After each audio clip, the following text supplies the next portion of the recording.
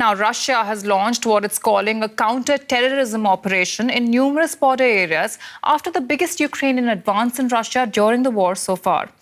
Moscow is sending military equipment to the Kursk region, where a state of emergency is in force.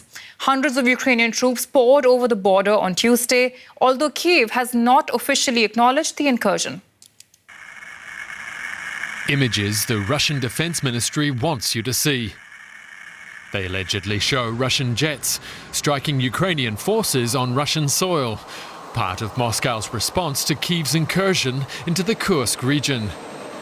But Russia's forces are said to be scrambling to contain the Ukrainian offensive. On Friday, the Kremlin said it was sending more military hardware to the region, including rocket launchers, artillery, tanks and heavy trucks. Meanwhile, it was also pulling people out. Moscow has declared a federal-level emergency in the region and claims to have evacuated some 3,000 civilians.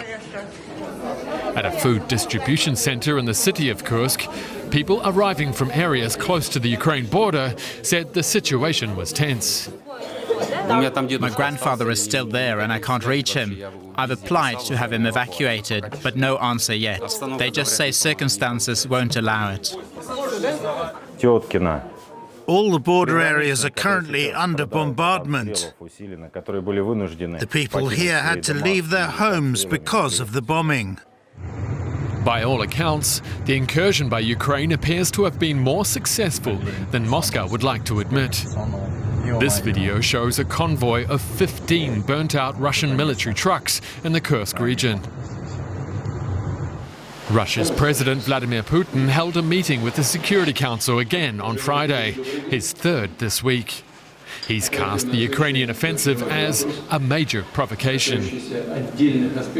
Meanwhile, Ukraine's President Volodymyr Zelensky also held a meeting with his top defense officials on Friday. He said that his army chief had briefed him on, quote, the defensive actions taking place in areas used by Russia to launch airstrikes against Ukraine.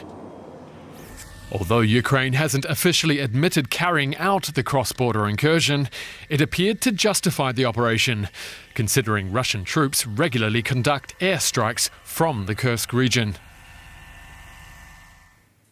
For more, I'm joined now by Domitilla Sagramoso, Senior Lecturer in Security and Development at King's College London. It's good to have you with us again, Domitilla. What more do we know about Russia's new operation to halt these advancing Ukrainian troops? Well, we don't have a lot of details, but what we have seen is footage of military convoys, which involve light infantry, motorized light infantry, with T-62 tanks, artilleries, and rocket launchers. So there is an effort, of course, by Russia to try to send forces, which in many cases is primarily composed of reserve forces, to the area. It is not clear yet whether they are mobilizing forces that are deployed inside Ukraine, which is probably one of the objectives that the Ukrainians were trying to achieve, to ensure that there is sort of a diversion of forces away from the more critical areas on the front lines, because this also would take quite a bit of time. But, you know, it cannot be excluded. There are reports that forces are being moved from areas such as Kupiansk, Kharkiv, but I think it's too early to tell exactly what kind of forces are being deployed in that area. I want to come back to what you said about Ukraine's strategy, but first, this mobilization is coming at the heels of one of the biggest incursions of its kind that in this war so far. What does this tell us about Russia's existing defense capabilities? Well, it is clear that this was a very weak spot, that Russia hadn't really set up proper defensive lines, proper lines of protection, as they did inside Ukraine, the so-called Surovikin line, which was very well set up with very strong defensive lines, mines, and this kind of fortifications have not been set up in these areas because probably the Russians never thought that the Ukrainians would dare such kind of attacks in these areas. And of course, the Ukrainians try to find these weak points. So it clearly indicates that this is great sort of deficiencies on the Russian side. Also because there were intelligence reports that the Russians apparently received that this kind of concentration of forces on the Ukrainian side of the border in the areas of Kursk was taking place. But it was dismissed by sort of the higher echelons of the Russian military. So here also we see sort of a weak assessment of intelligence that is coming in. So that is also problematic. So we have the combination of these two elements of lack of preparedness and lack of attention of intelligence that is coming up. Clearly something that Ukraine seemingly has managed to exploit. Thank you so much for that. Domitilla Sagramoso from King's College, London. And let's bring in our correspondent in Kyiv, Nick Connolly.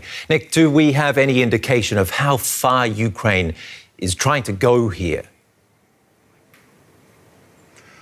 This is a very difficult question, given that there are no independent journalists on the ground. We are relying on either locals, Russian locals in Kursk region posting to social media, which is increasingly dangerous for them. We've had reports of Russian civilians who'd posted videos of the results of Ukrainian attacks being arrested, detained, or the so-called military bloggers. These are Russian bloggers that are close to the Russian military and obviously have an agenda.